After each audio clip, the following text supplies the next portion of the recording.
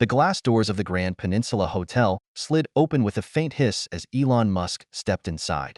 The lobby, with its polished marble floors and soft lighting, exuded understated elegance. Behind the front desk, a digital clock read 11:47 p.m. Elon had chosen this late hour on purpose. The usual crowd, ambitious executives and social climbers, would already be gone. He adjusted the rumpled collar of his navy button-down, the same one he'd worn through a marathon SpaceX board meeting earlier that day. No need to dress up for this visit. It wasn't a press event. It was business, quiet, personal, and deliberate. The space stretched before him like a cathedral dedicated to modern luxury. Crystal chandeliers glittered overhead, and sleek furniture filled the room in carefully arranged perfection. Elon's footsteps echoed softly as he walked past a centerpiece fountain near the bar. No one in the building, except perhaps a handful of executives, knew he owned the place. That was intentional. The acquisition had been handled through layers of shell companies to keep things discreet. Tonight, absolutely ridiculous, the woman was saying, her heels clicking sharply against the marble floor. The service at dinner was completely unacceptable. I told Charles we should stop recommending Lurk to anyone. Her companion grumbled in agreement. Standards everywhere are just slipping. It's like no one takes pride in their work anymore. They approached the front desk, where Marcus was carefully adjusting a floral arrangement. The woman cleared her throat loudly. "Excuse me," she said, her tone already laced with that certain edge that meant trouble was coming. "We need to speak to someone about our room service from earlier." Marcus set the flowers down, his face an unreadable mask of professionalism. "Of course, madam. How can I help?" The woman's lips thinned, and she glanced at her companion before speaking again, her voice dripping with barely concealed disdain. "Well, for starters, I'm surprised to find you here. Isn't there someone else available?" Elon, still slouched on the couch, rolled his eyes, but no one could see him. Marcus, the senior lobby attendant, stayed calm. His expression didn't change, but Elon could see the tension in his shoulders, even if it was barely noticeable. "I'm the senior lobby attendant this evening," Marcus said, his voice steady. "I'd be happy to help with any concerns about your room." The man stepped forward slightly, clearly trying to dismiss Marcus. "No offense, but we'd prefer to speak with someone more appropriate." "I apologize," Marcus replied without hesitation, "but I'm the senior staff member available right now. If you'd like to speak with a manager, I can pass along your concerns." The woman's face turned red. "This is exactly the problem with this place lately, Harold. We should have stayed at the Four Seasons. At least they know how to maintain proper standards." Elon could tell that they thought they were being subtle, that they were trying to hide their prejudice. But it was clear to him, they were just trying to be polite about their racism. His hand gripped his drink tightly. Part of him wanted to stand up right then, to show them exactly who was in charge. But the other part, the part that had learned over time how people reacted when they thought no one was watching, kept him still. Marcus, though, stayed professional. Elon could tell that his hands were tense, gripping the counter hard, but he didn't let it show in his voice or demeanor. "If you could explain your concerns about the room service," Marcus said calmly, "I'll make sure they're addressed immediately." The couple exchanged a look that said more than words could. The man leaned in slightly, lowering his voice just enough to be heard, but not to draw attention. "Maybe you're new here, but this place used to be prestigious. Now we come down and find, well, I think you understand what I'm saying," the man said, his voice dripping with condescension. "We'll be speaking with management about their hiring practices." Elon stared at his phone, feeling a wave of unease wash over him. He already knew Marcus had been a valued employee for 5 years. Commendations, awards, he'd earned them all. And now, one tweet, one video, and everything Marcus had worked for could come crashing down. A single post online, and the entire reputation of the hotel could be shredded. But Elon hadn't come here to destroy anyone. The woman across from Marcus was still talking, her words sharp and condescending. "It's just about maintaining standards. You understand, right? Some jobs require a certain presentation. Surely, there are other positions more suited to someone like you." Marcus stood tall, his expression unreadable, his body stiff with restraint. He didn't flinch, didn't let his voice betray any hint of anger or frustration. Instead, he spoke calmly, his tone as measured as ever. "I understand that you're upset. Madam, would you like me to record your concerns so that management can review them?" The man beside her scoffed, his face contorting in disgust. "Don't patronize us. This is exactly the problem with this place. No respect for tradition. No respect for how things are supposed to be done. He gestured dismissively toward Marcus, his voice rising. You people think you can just come in here, wear whatever you like, act however you like, and it's fine? The woman, Margaret, nodded in agreement, her expression twisted with judgment. This whole country's going to hell. People don't know their place anymore. She turned on her heel, heading for the elevator, the man following her quickly. As they walked away, their voices carried through the stillness of the lobby. Can you believe this? Right here, in the front lobby, like it's perfectly normal. It's not like it used to be. Back in my day, this was unheard of. This hotel is going downhill. The elevator doors slid open with a soft chime, and they stepped inside, continuing their heated discussion as the doors closed behind them. The final words echoed in the silence left in their wake. We should post something online. Let everyone know what kind of establishment this has become.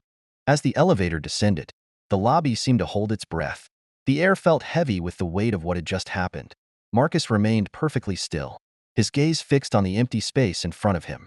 His posture never wavered, but inside, he could feel the sting of their words. He knew they wouldn't stop at just a complaint. They would take their frustration to social media, where it would spread like wildfire. And no matter what he did, there was nothing he could say to undo the damage. Marcus stood still for a long time, his eyes focused on the flowers. Slowly, he reached down and picked up another lily.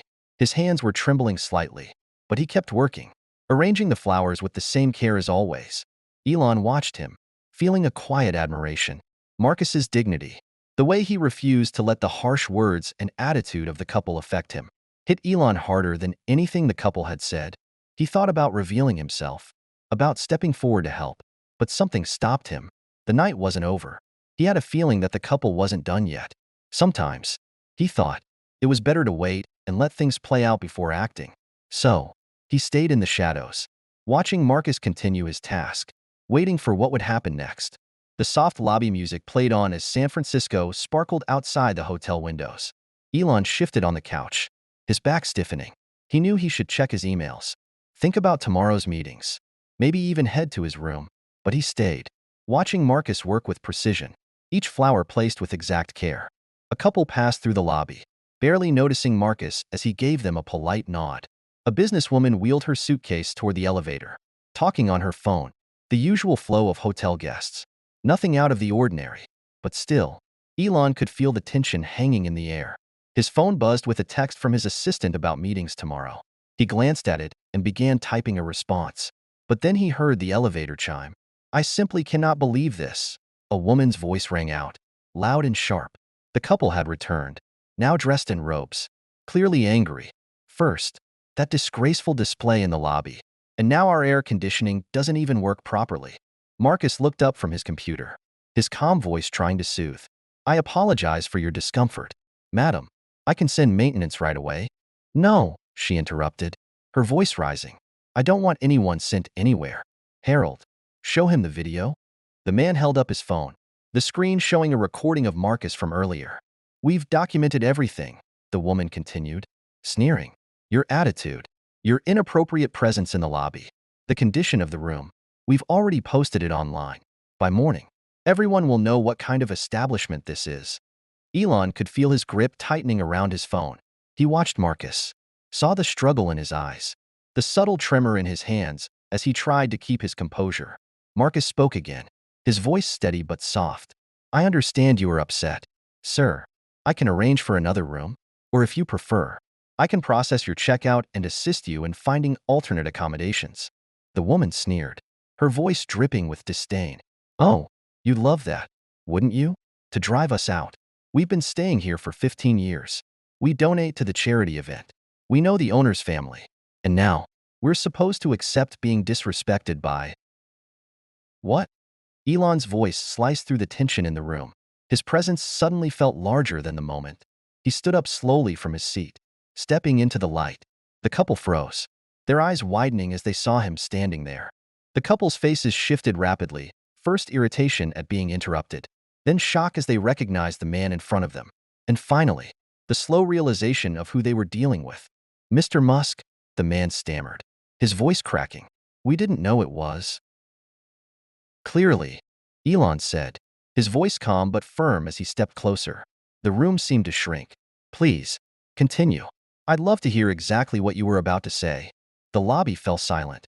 Margaret instinctively tightened her grip on her designer robe, while Harold's hand trembled around his phone. We didn't mean anything by it. Margaret faltered, throwing a pleading look at her husband, who seemed frozen. Your post is already live? Elon asked, his voice unyielding. Show me. Harold reluctantly handed over his phone, the screen displaying a Facebook post already gathering reactions. Disgusting service at the Grand Peninsula. Standards have collapsed. Confronted by an Upid lobby attendant who doesn't know his place. Avoid. Elon's eyes flicked to Marcus, who stood at the desk with a composed expression, but his clenched fists betrayed his restraint. Interesting choice of words, Elon remarked, handing the phone back. How long have you been staying at my hotel? Margaret's face turned pale. We've been guests here for years, she murmured. Exactly, Elon said. The Williams family sold this hotel to me 6 months ago. I own it now, which means I have access to all guest records. He turned to Marcus. How long have the Prestons been staying here? Marcus didn't falter. About 15 years. Sir, they usually stay in Suite 1242 during their monthly visits to the city. Monthly visits, Elon repeated, his tone neutral but pointed. That's a long time. Have there been any complaints about Marcus during his tenure here? No, sir, Marcus replied. This is the first. Harold stepped forward, attempting damage control. Mr. Musk, there's clearly been a misunderstanding. We have the utmost respect for. If you'd known I owned the hotel, Elon interrupted, his tone sharp, you'd have treated my employee differently? Fascinating.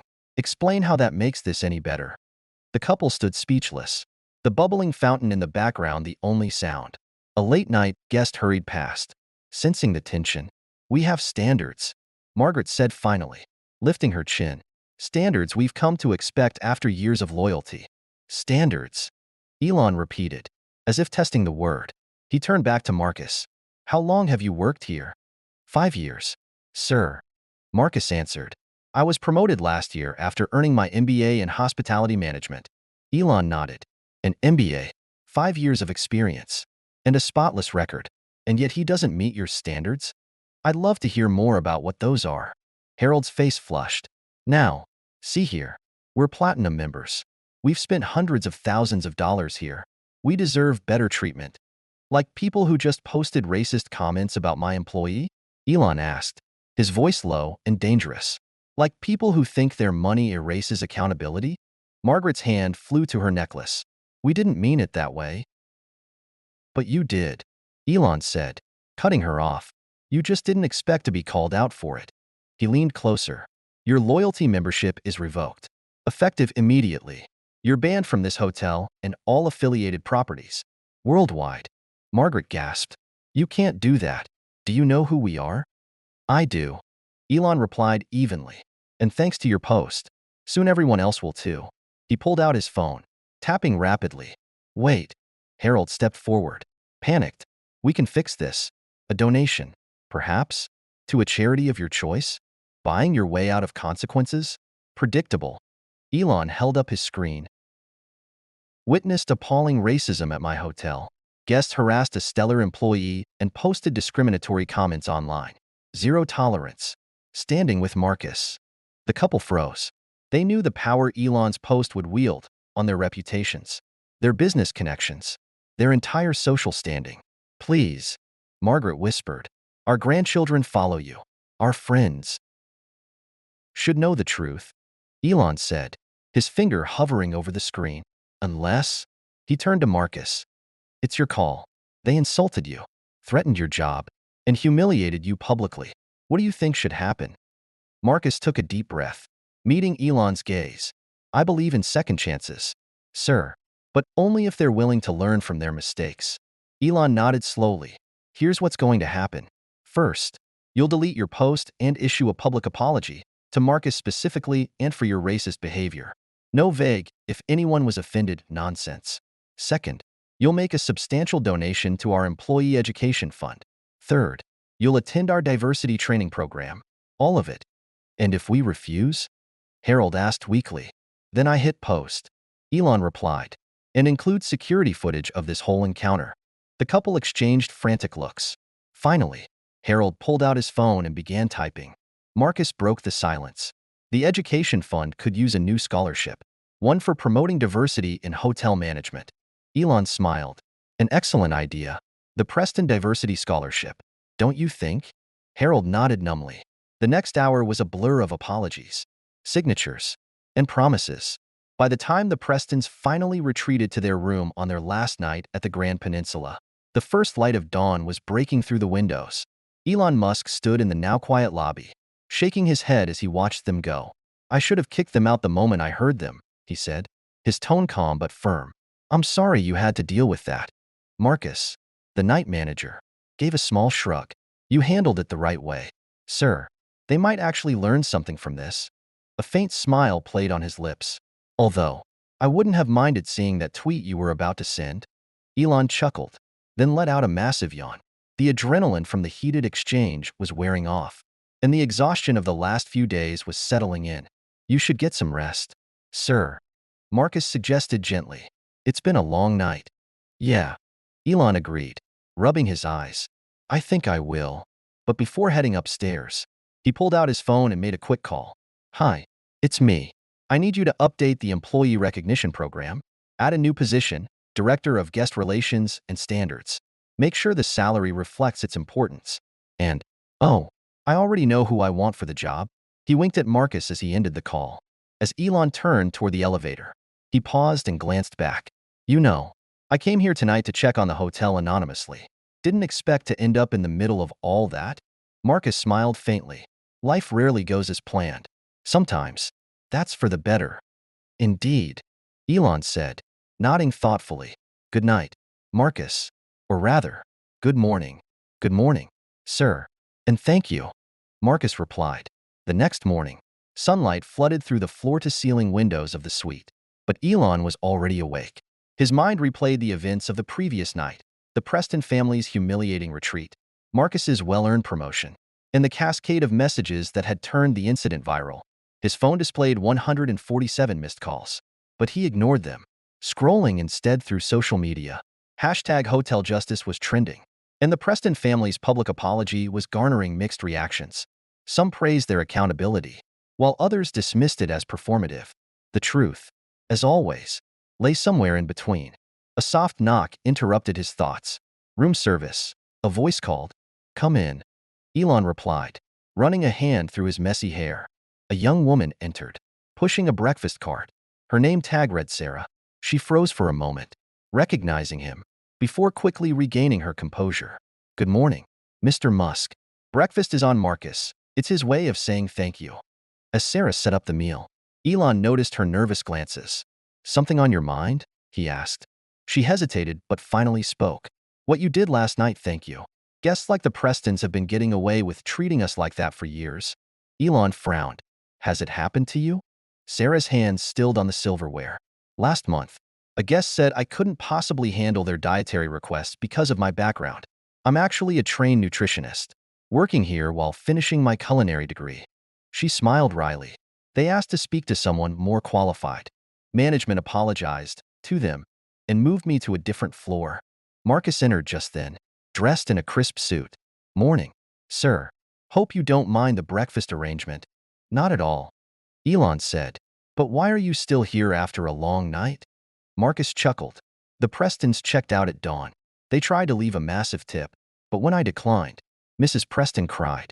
Also, the incident has gone viral. News outlets are calling, and hotel workers across the country are sharing their own stories. Sarah chimed in. We've got a group chat, thousands of hotel staff, all talking about what happened. It feels different, like things might actually change. By the afternoon, the hotel lobby buzzed with an unusual energy. Executives from major hospitality chains had gathered, reluctantly drawn by the viral momentum. Elon stood amidst the ornate chandeliers and marble floors, facing skeptical CEOs. This is highly irregular, one executive grumbled. Negotiations like these belong in boardrooms. Times change, Elon replied. The traditional hospitality model is broken. Your staff knows it, even if you don't. One by one, stories of discrimination and abuse surfaced. Resistance crumbled under the weight of public scrutiny and employee solidarity.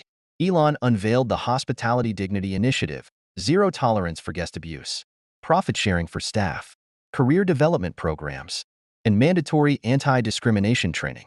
This will revolutionize the industry. An executive admitted reluctantly. Good, Elon said. It's about time. Weeks later, the hotel bustled with renewed purpose. Marcus and Sarah, now in leadership roles, oversaw the implementation of the initiative. Stories of transformation poured in from across the country as hotels embraced change. As Elon watched from the lobby, a young employee whispered, "Is it true Elon Musk started all this?" "No," Marcus replied with a smile. "He just reminded us we had the power to do it ourselves." Sometimes, revolutions began with small, quiet moments. Sometimes, they started in the most unexpected places, like a hotel lobby.